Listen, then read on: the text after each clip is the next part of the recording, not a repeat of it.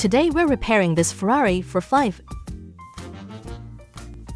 The instrument cluster shows that the parking brake system warning light DTCs show EPB system failure.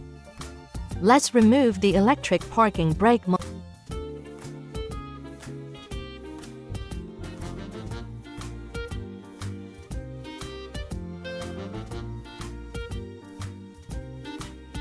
First we test the motor.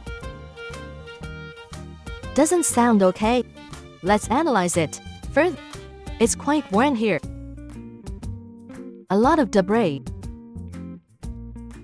Better to replace the damaged part direct.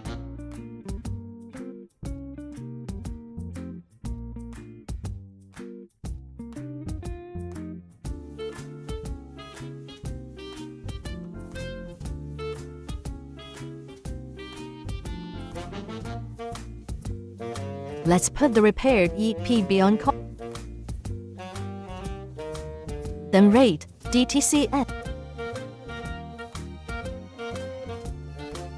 No DTCS. Now the parking brake light also disappeared.